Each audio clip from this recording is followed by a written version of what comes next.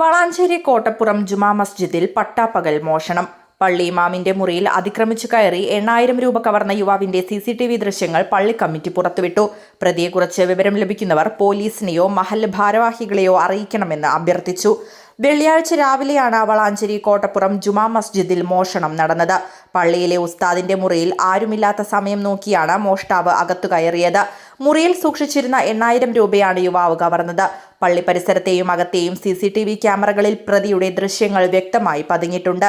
ഷർട്ടും പാന്റും ധരിച്ച് സംശയാസ്പദമായ രീതിയിൽ പള്ളി പരിസരത്ത് നടക്കുകയും പിന്നീട് മുറിക്കുള്ളിലേക്ക് പ്രവേശിക്കുകയും ചെയ്യുന്ന യുവാവിന്റെ ദൃശ്യങ്ങളാണ് പുറത്തു വന്നിരിക്കുന്നത്. CCTV ദൃശ്യങ്ങൾ സോഷ്യൽ മീഡിയ വഴി പ്രചരിപ്പിച്ചും പ്രതിയെ കണ്ടെത്താനുള്ള ശ്രമത്തിലാണ് കമ്മിറ്റി.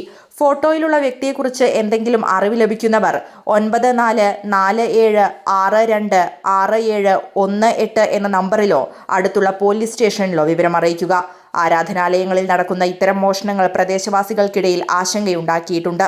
പോലീസ് അന്വേഷണം ഊർജിതമാക്കിയിരിക്കുകയാണ്. News desk D4 news.